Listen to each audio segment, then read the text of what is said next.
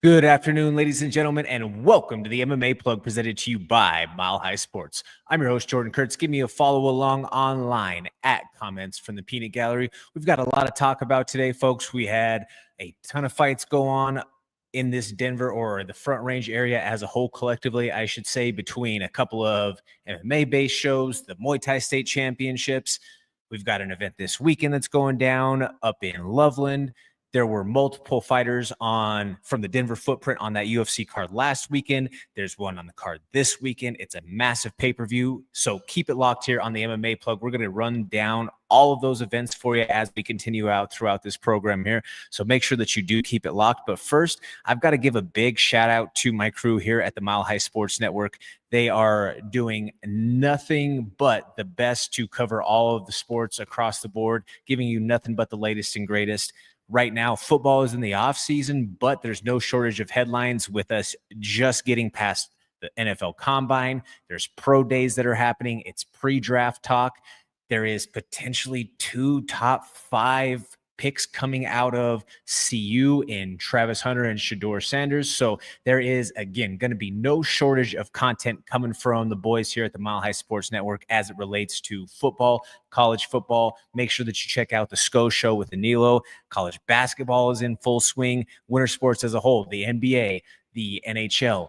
There are options for you to consume content for any of those sports, for any of those topics here at the Mile High Sports Network. So make sure that you check them out, whether that be online at milehighsports.com, the magazine, the podcast side, the YouTube channel, wherever it may be, as well as the merch shops. Give them a look, hit that like, share, and subscribe wherever possible.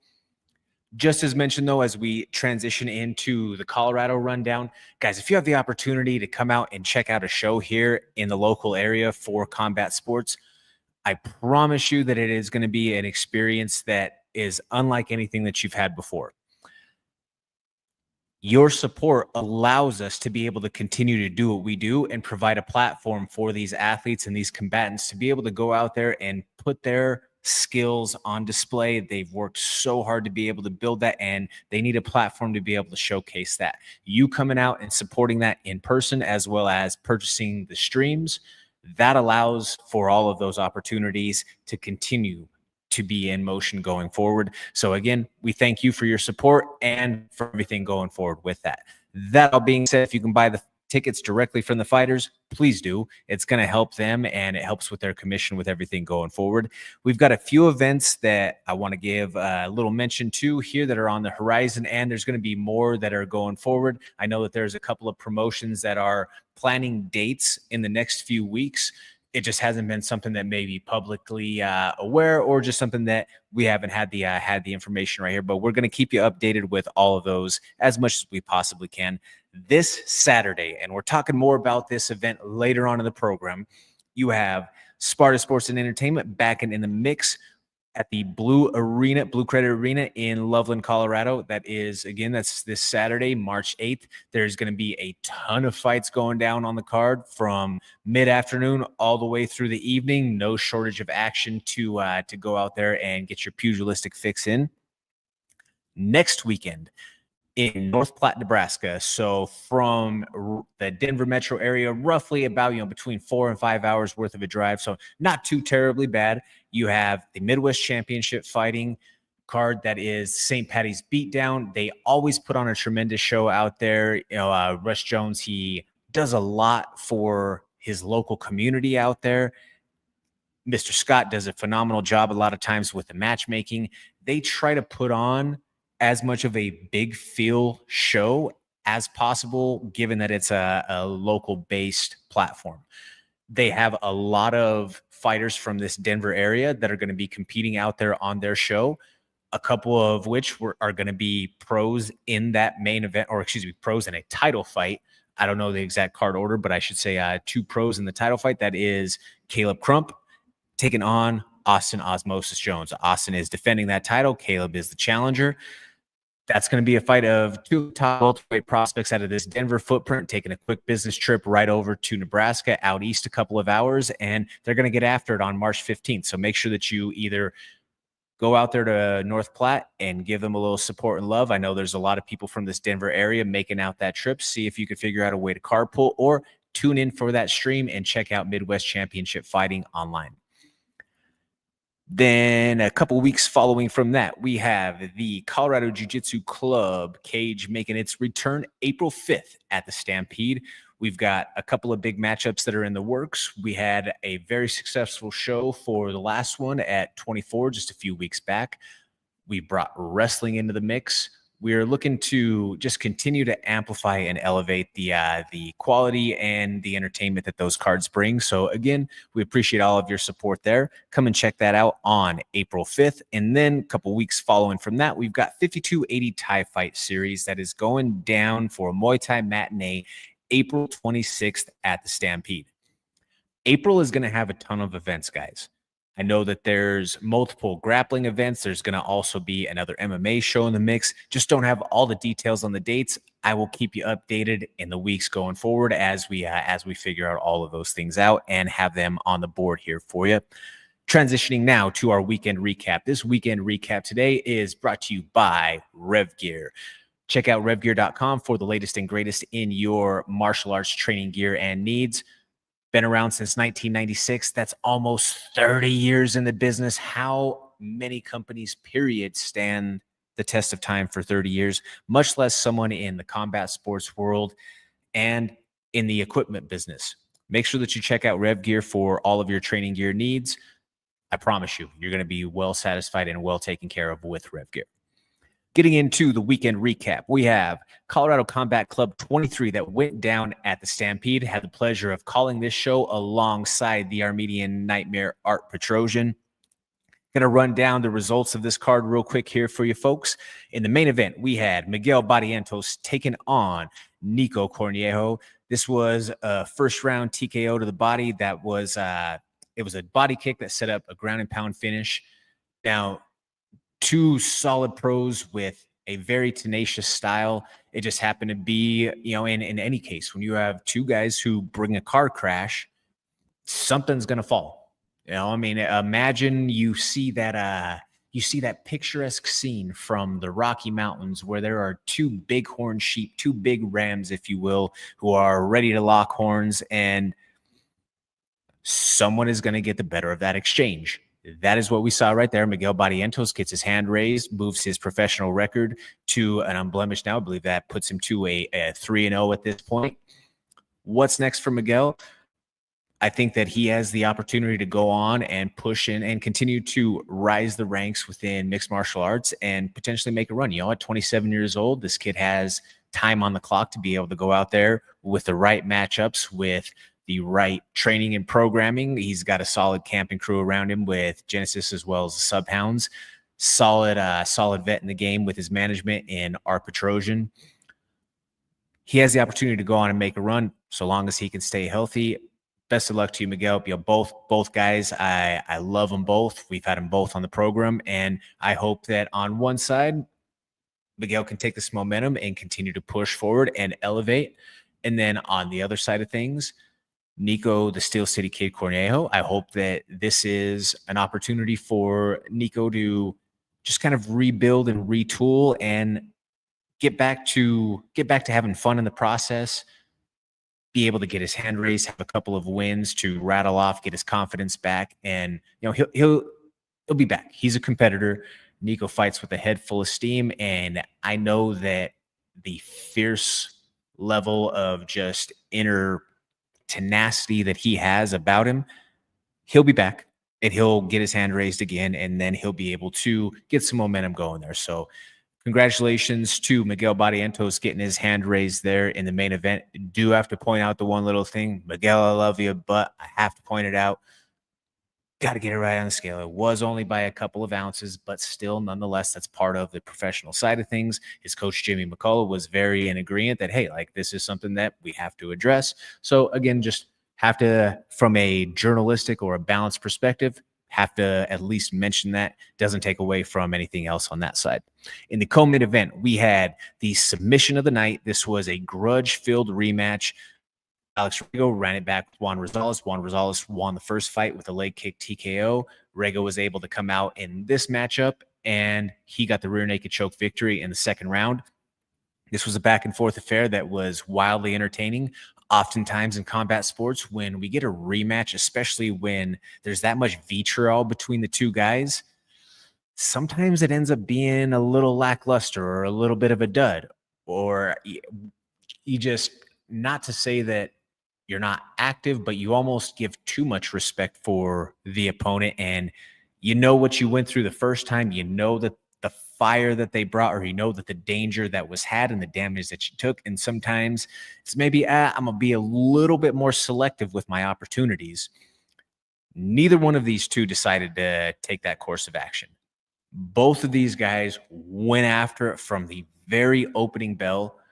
We had first round that had its moments for Rego, where he has the back. We also had moments from Juan, where in the striking department, Juan was finding some success. Also in the second round, Juan had a couple of well-timed knees, but ultimately, if you give somebody who is a scrambly, scrappy grappler the way that Alex Troy Rego is, the Puerto Rican Demon is eventually going to find an opportunity if you give him enough chances when you're entangled on the mat. That's where his specialty is, and he was able to figure out a way to get the opportunity, gets the rear naked choke in that second round. This sets the stage for a trilogy fight between these two young pros. At some point, I don't know that if running it back right away for a trilogy makes sense right now for either one of them. I don't know what that looks like in that way, or what other opportunities and what have you may be available for them. But what I do know is that at some point in time, this fight is there for both of them. And I know that it's something that they both want to have a rubber match and settle the score on. So I'm looking forward to that whenever it happens there. Congratulations to Alex Rego for picking up that submission of the day. In our feature fight, we had a pro full rules Muay Thai fight. You had Chris Arena taking home the knockout of the night honors. He took on Derek Samuels. A couple of high-level, very conditioned and battle-tested professionals in this matchup. And the thing with Thai boxing, and especially pros here stateside, there's not a whole ton. So sometimes you have to have a situation where some guys are, kind of mixing and matching, or in this case, Derek Samuels, he went up in class to be able to have an opponent and to have a dance partner. It's not to take anything away from Chris at all. Chris had to make his way down and had to have a hard cut to be able to meet in the process. But that's just the nature of what it is. Sometimes when we have a particular weight class that doesn't have a ton of bodies within the local footprint, sometimes guys have to compromise and meet each other in a spot. Well, there was definitely a noticeable size, strength, and athletic advantage in this, or horsepower, I should say. Maybe not athletic, because Derek was faster. He was able to use his lateral movement, but eventually once Chris Arena was able to corral him, the diesel, the horsepower, just the raw torque that he was able to generate, especially with those clinch knees and in those tight exchanges, the elbows with the downward force and motion, the short space that his longer legs had to travel to land those vicious knees. It was a difference in the fight. And it was a spectacular performance for him to go out there and to put a stamp on it against a very tried and true respected professional. Congratulations to you, Chris Arena. Javon Dale out of Prodigy House, he continued to keep his perfect record intact. This was his second title, I believe, in a couple of different promotions now for Muay Thai. He had a very hard-fought battle where there were moments from Scary Perry Cooper out of Peak. Perry Cooper, a very game fighter, and I think that he showed why he is such a spirited and respected fighter and was in that position to challenge for the title. Javon Dale just happened to have a couple of exchanges throughout the fight that were a little bit more advantageous to him. He did score a knockdown in the second round, but a very tightly contested fight, and one that I think that if you're Cooper's side, you have to be happy with the way that you showed out. I mean, this is, sometimes every now and then you run into a kid who, he's still so young. I believe Javon is only 22 years old, but now his record is, he's upwards of like 6-0, 7-0, somewhere around in that range. He's got quite a few fights now. He's big and athletic and explosive. And at that young and still really that raw, but being able to figure out some things in the process and put together actual fight tactics. Every now and then you run into kind of a thoroughbred or a blue chip prospect. I don't take anything away from Perry Cooper. In fact, I was blown away and thoroughly impressed by his performance in that fight. And I think that he should be able to take that momentum going forward into whatever his next outing is. And I think that he's going to have some massive success, because even though he didn't get his hand raised in this fight, he showed a lot of positives. And I think that those are little pillars that he can continue to grow his game on. On the flip side, you have to be oozing confidence, and you have to be walking around with your stones in a wheelbarrow if you're Javon Dale at this point, because you just keep on winning state to state, promotion to promotion. You're racking up wins. You're having highlights in the process, putting hardware on the mantelpiece with a couple of title belts now. I think that there is a bright future for this young man as long as he stays in the gym, stays healthy, and is dedicated to his craft. I'm looking forward to seeing what the future holds for Javon Dale in the process. Alex Lilliard, a guy who we've seen a few different times in the 5280 Thai fight ring. He looked impressive in his MMA debut. This former college football player went out there from pillar to post, imported his game plan. Genesis Training Product goes out there and scores that knockout right away in his MMA debut. Ethan Andrade goes out there and it's like his hair was on fire. I mean, if you were to tell me, okay, what's a young college wrestler look like when you go and thrust him into an MMA cage? It was kind of that exactly. All gas, no brakes, with his head full of steam, attacking everything with just a relentless and malicious intent to do damage. And he picks up a big TKO victory in that fight. Zakai Strong, 19-year-old prospect who now he moves his record to, I believe he's sitting at 3-0. He's got a couple of finishes now in the process. He had the TKO victory against Doc Gordon, who Doc has a ton of fights across Muay Thai as well as MMA now at this point, a battle-tested veteran. And this young 19-year-old went out there, fought his fight, was entertaining and styled in the process. He's training out of Heavy Hands, Heavy Hearts over there in Aurora. And I think that Zakai is one of those young kids who he's still kind of figuring out his even body and size. Like, yes, he's a big kid. He's big, long, and lanky. But you could tell that at just 19, this young man still has a lot of physical developing to do. And it's not to say that that's a bad thing. That's almost a good thing to be such a late bloomer at this age. I mean, he's probably going to still be experiencing growth and physical maturity well into his mid-20s. I mean, again, like I say, like he's probably, 6'1", 6'2", or somewhere around there, long, lanky arms, but at only 19 still has room to grow. And you could just see physically that he has not even really started to get his man muscle in about him yet. And once he does, look out, because he's already got some tools. Let him add that extra little twist, if you will. No, that's problems. That's problems going forward. So long as he stays dedicated to the craft and keeps on moving forward. His pops is a big part of his career and is involved in the process there. Having someone who is a consistent cornerstone and a fixture within your support system, I think is pivotal. So congratulations to you guys as a family for being able to weather some of the outside of the cage storm that's happened with your camp this last year and being able to achieve this record at this point, 3-0 at just 19 years young. Following from that, we had performance of the night. Performance of the night, without a doubt, that goes to Kenzie Cassell. Kenzie Cassell went out there and from start to finish, she dominated the game plan. This was a trilogy fight with Lex Johnson. Submission grappling, Kenzie gets the win. Kickboxing, Lex gets the win. They put it all together for a third fight in the MMA circle, and Kenzie goes out there and she looked like she was the striking specialist.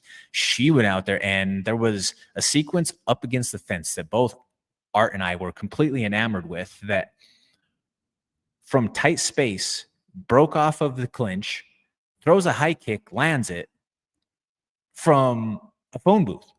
Like, how you were able to even get the leg up that high, to have the hip mobility and the torque to be able to finish off the kick in the process, impressive. Like I say, performance of the night goes to Kinzig out of Catalyst BJJ. Next fight was a very entertaining back and forth affair between Anthony Martinez and the Shape, William Tremaine. These guys were both in their debut. In this fight, you could see a lot of nervous energy between the two fighters. This was, like say, debut for both of them in an actual sanctioned bout. They've had some smoker experience. Not the most technical bout. A lot of heart on display from each guy. They both fought to the bitter end, but you could totally tell toward the end. I mean, hey, a lot of winging hooks, a little bit of fatigue start to set in about midway through the second round, where you start to see the adrenaline dump.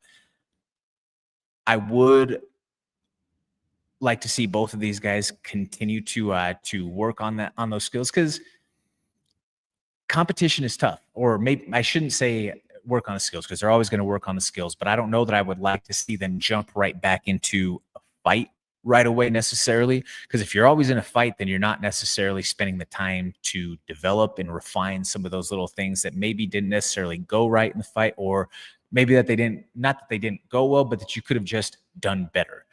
And I think some of those situations, like knowing, hey, like long range, we're cool with keeping our hands down. We're cool with having a little bit more of that playful openness about our posture and our positioning. But once we get to mid and close range, we've got to start to tighten the guard up and be a little bit more respectful of the threats, because if we don't, we're going to start to take damage. And that was, I believe, kind of a little bit what was the case for William. He loves fighting at long range. I've seen him at open mats for years, throws a lot of roundhouse kicks, and likes to operate in space, which isn't a bad thing, again. But if you have someone who closes that distance on you, you've got to figure out some tactics otherwise about you there to be able to make sure that you're not taking damage in the process.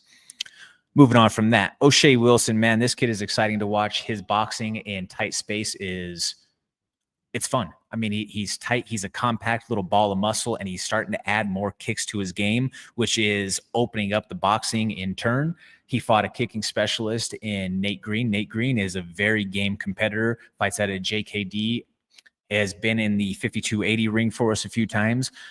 He brought the fight. He was there all the way until the final bell, but this was just a situation where it was O'Shea's day. Everything that he was firing, he was basically running like a video game at that point. It was opening up combinations with the kicks. Kicks were then opening up, hands were then opening up the kicks, and back and forth, vice versa. Fun fight to watch. Next matchup, we had Faith Phillips taking on Katie Bally. From the start until this fight ended prematurely, it was all gas, no brakes, and was arguably en route to one of the contenders for a fight of the day. Kate had a strong first round. Faith was able to answer it in the process. Second round, Faith slips down to the mat, and then Kate follows up with a ground and pound shot. Well, in kickboxing, you can't throw ground and pound. Fight ends up being stopped due to the illegal strike. Faith wins by DQ. I would love to see this one run back. Just plain and simple. That's me. That's me selfishly saying it. I don't know if the camps for either of these ladies believe that to be the case or would want that to happen, but I think that it was a back and forth competitive fight all the way up until that point. And yes, it's unfortunate that it ended prematurely, and absolutely recognize that a foul was what stopped it. But in the name of competition, I do think that it was a competitive fight. And I would like to see a more definitive result as opposed to a disqualification victory there. Just me personally. What do I know? And then opening up the card, that was our fight of the night. That goes to Kai Bertram out of Apex. He took on Eric Colon. Eric Colon at a high altitude. Two camps with Thai boxing that is through the roof in terms of the pedigree of their coaches, their existing competitors, and the accolades and accomplishments that they've had through the years. They set the tone for a tremendous day of pugilistic action inside of the cage that we had there. So thank you to the both of you for going out there and putting on a show for the fans to get everybody into the day. Battle MMA Championships happened on Saturday night down in Colorado Springs at the Colorado Springs Auditorium or something to that effect, the new venue that they have for it. But I just want to give a couple of highlights there from that card. Full results haven't been posted for them, so I just going off of some of the highlights that fighters had put up on social media and some of their camps. You had Isaiah Torres out of Southern Colorado, the Pueblo kid, moves his record up to, I believe now he's sitting at 7-2-1. Isaiah Torres wins by KO TKO. Looks sensational in it. I mean, the highlights that we saw from Isaiah's fight that were posted on social media look like he was throwing video game combinations again. I mean, he's a scrappy kid straight out of the East Side who just loves to fight. John Ferraro wins the amateur 125-pound title for Battle MMA Championships. He represents high altitude. TKO victory for him in that fight. You know, that was a sensational performance. He's fought in our promotion before, and a guy who is in the mix for a lot of the local banners across different disciplines. So congratulations to you, John Ferraro, picking up some hardware down there. And then Emily Allport, she won by Mirlock submission. Emily has also fought for us. She had I believe it was a fight of the night against Mo Dodson for us at a couple of shows back for Colorado Combat Club. Again, we love all of the local shows. Or here at the MMA Plug, I have nothing but love and respect for any of the local banners. Yes, am I closely connected and tied to a couple of them? Sure. But collectively, I'm a fighter first person, so I support all of the shows. And I hope that all of you have the opportunity to continue to grow and showcase your talent and elevate to the next platform. That all being said, fighting is tough. One person is going to get their hand raised, one person isn't. Just because we're giving the nod or the recognition to some of those winners here on the program here today doesn't mean that we're trying to knock you or not give you recognition if you didn't. We always want to try to be a fighter first program here. So if there is fights that you have that are coming up, anyone on the local scene that you want us to give you a little bit more rub or feature to, don't hesitate to reach out. We want to be engaged with you in the process. Going to talk through a couple of fights on the UFC before we head to a quick little UFC preview for this upcoming week, the big pay-per-view card. Last weekend we had, I think in the main event, I wasn't impressed by Manel Kape. I know that there's a lot of people that are talking about that he should be the next one to get that title shot. You know, they brought him on the post-fight presser or the post-fight show and had Pantoja on the call along with him. I just wasn't impressed by the performance. He took on Asu Almabayev, who Almabayev was the number 8 ranked guy, and call it for what it is. He cheap shotted him multiple times that did not get called. There were multiple eye rakes that I believe played an impact in how Almabayev was able to continue fighting forward in that contest that compromised him. Also, where is DFSI, Drug Free Sport International? Because Manel Kape, if there is a textbook example of what Gyno looks like, it is him right now. Like, I just have to ask, what cup size does he wear? Because it is very noticeable, and yeah, I don't think that it's a good look collectively to have someone who looks like they're screaming all of the body tells of, may not be all on the up and up of what's above board and honest here.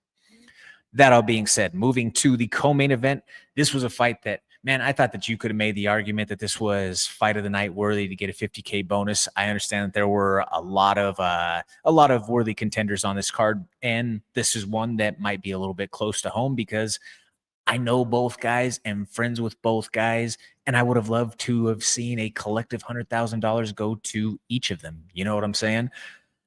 Cody Brundage picks up the TKO victory in the first round against Julian Marquez.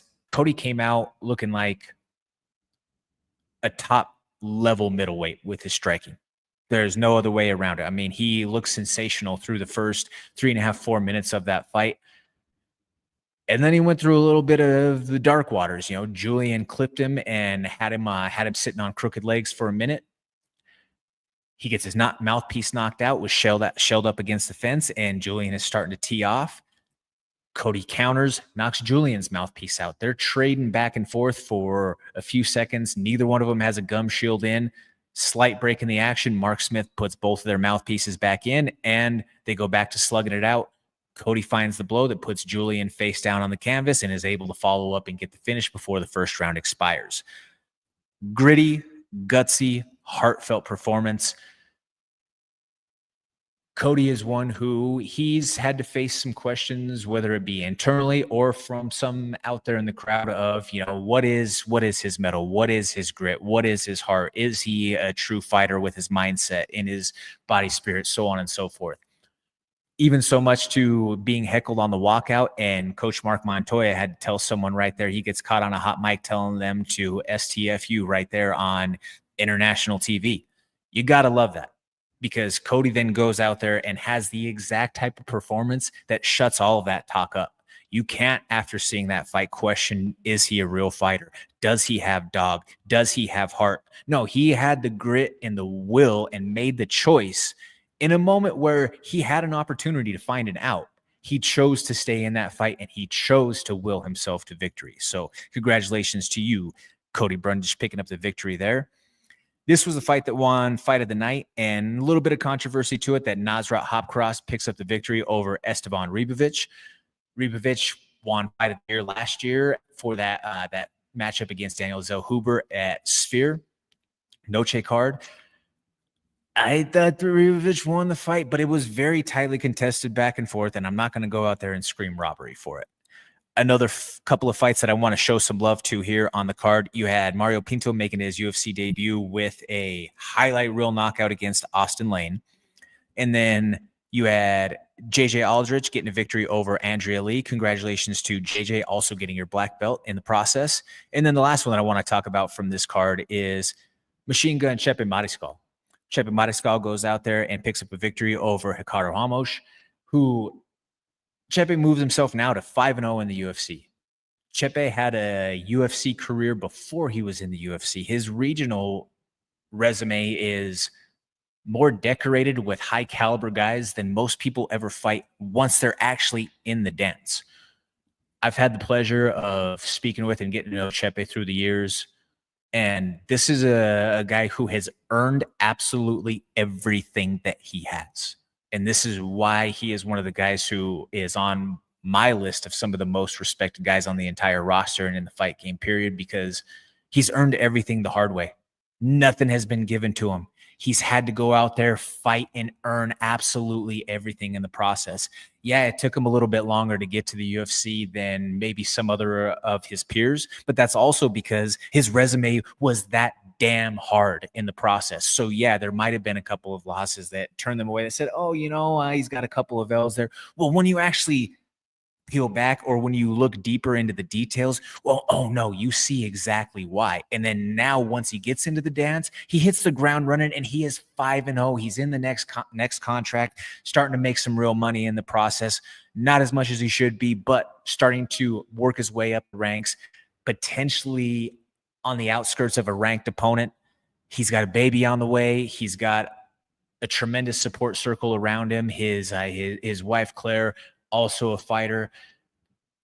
Everything that Chepe has gotten in this process of achieving his 5-0 status in the UFC, and just the respect that he has in that octagon, he has earned. When you see Chepe on a bout sheet, that's not the one that you go get a snack for. That's not where you're going and getting refreshments, hitting the restroom, anything there. No, that is, if the fight doesn't finish early, that is 15 minutes of violence at a machine gun pace that will be violent with malicious intentions the entire time.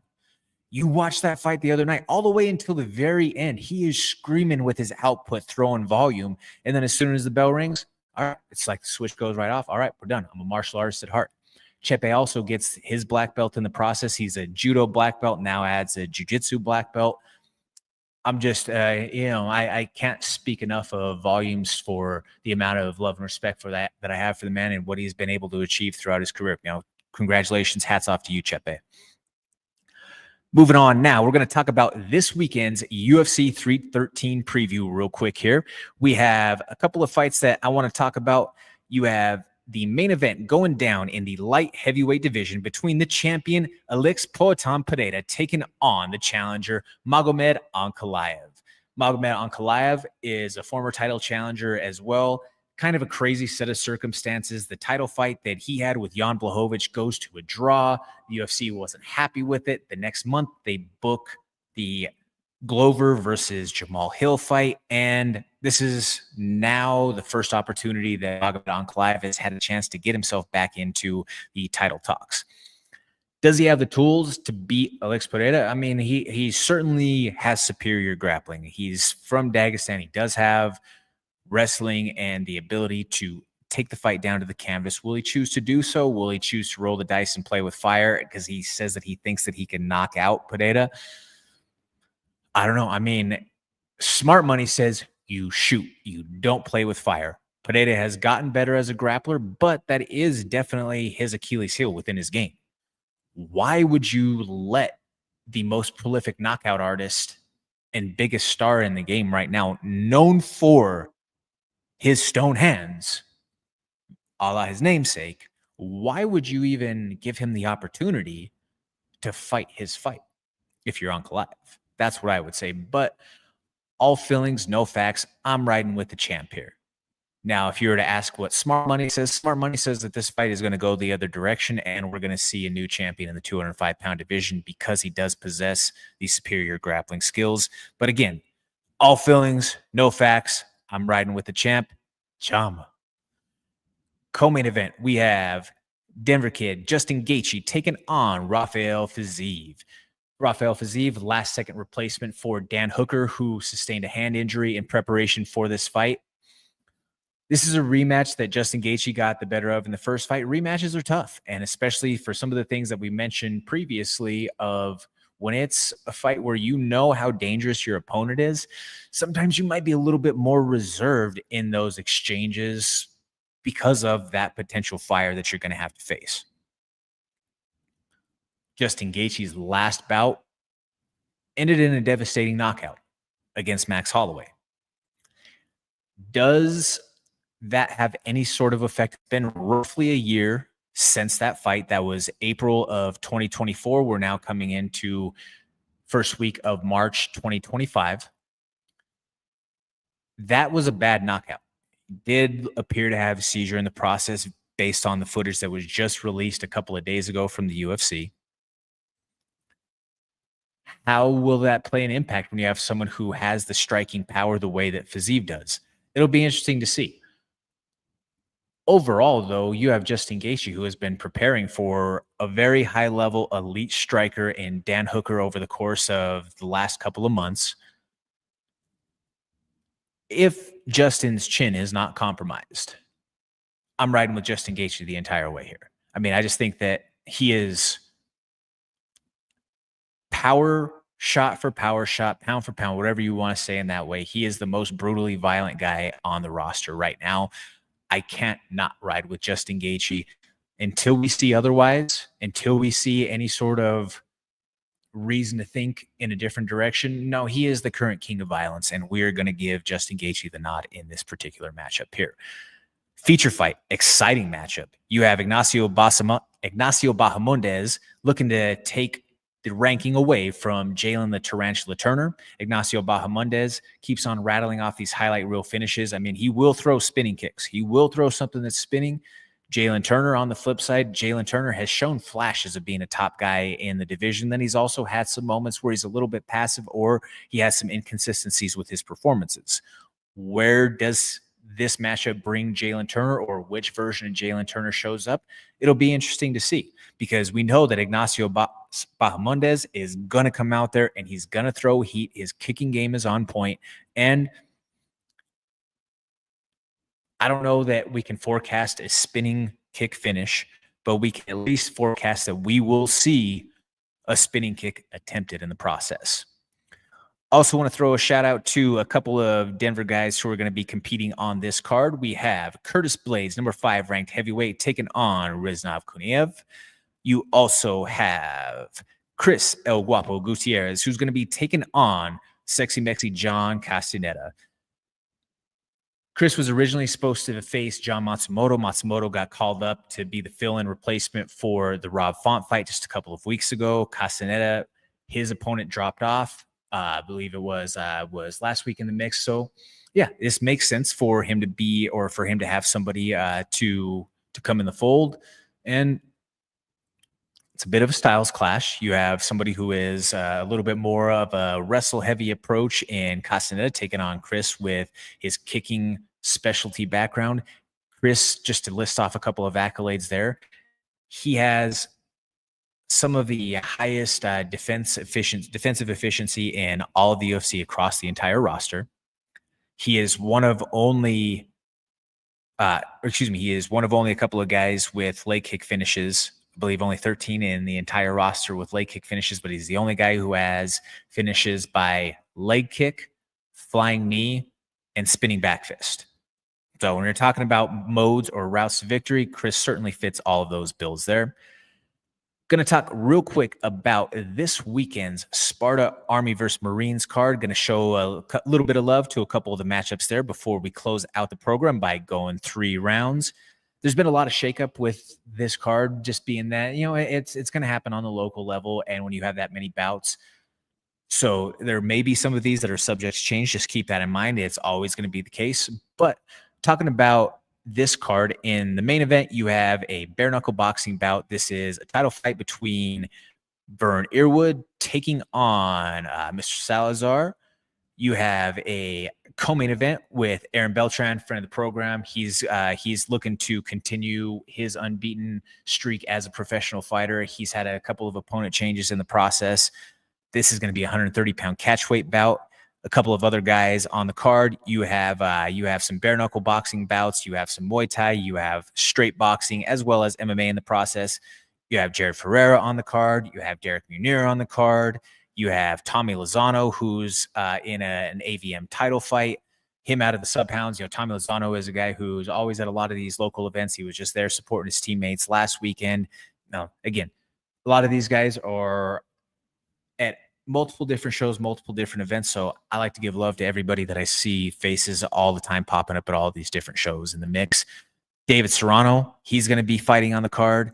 You have Ricky Waters, Tyler Gates, Isaiah Wright, Tristan Harrison, a matchup between a couple of flyweight ladies who are going to go out there and want to impose their will upon each other, Hannah Wagner and Riley Colburn. Jordan Miles is on the card. I believe he's fighting Moshe Calhoun in a Muay Thai bout. Moshe Calhoun is a guy who he goes out there and brings the fight all the time. May not always get his hand raised, but you can bet that dude brings the fight each and every trip out to the ring. Another matchup that I want to just give a quick little shout out to, it's a couple of young ladies who they are also going to go out there. One of them is making her MMA debut. The others had a couple of MMA outings. But either way, 2 young and explosive combatants that are looking out there to make a name for themselves. You have Macy Adkins going to be taking on Kyra Dial. I'm looking forward to seeing that card this weekend. If you guys have the opportunity to go out there and support them, please do so. That is Saturday, March 8th at the Blue Federal Credit Union Arena in Loveland, Colorado.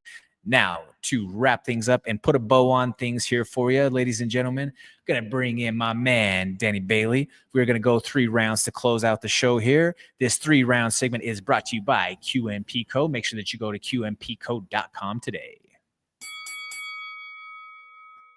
All right, Jordan Eddie Hall claims he's fighting fellow World's Strongest Man winner Mariusz Pudzianowski at KSW 105. What are your thoughts on this potential bout? If this fight actually happens, I mean, you're going to see 2 dudes who are semi-trucks who are going to bring a collision into the center of the cage. You're probably going to get about 2 to 3 minutes of high-octane action, and if someone doesn't get put out, gonna be a lot of heavy breathing and positional battles going on, I would venture to say. But again, if this actually is an MMA bout that goes down, Mariusz Pudzianowski is a legit MMA champion in those KSW ranks. This is a super heavyweight fight. There's going to be no weight cap on this. Drug testing is doing the bird box test. That's well out the window. Both of these guys have had their run with modern chemistry, let's just say. But 2 guys who have the ability to, maybe not technically, but just out of sheer torque and horsepower, they'll go punch through a steel beam. Yeah, that's what this fight's going to look like. 2 grizzly bears. Buvaisar Sautiev, three-time Olympic champion wrestler, dies at 49. How will his legacy be remembered? I think that it's one of those cases where he will hopefully be posthumously given a lot more credit than he was while he was here. This is a guy who won 3 consecutive gold medals in the Olympics.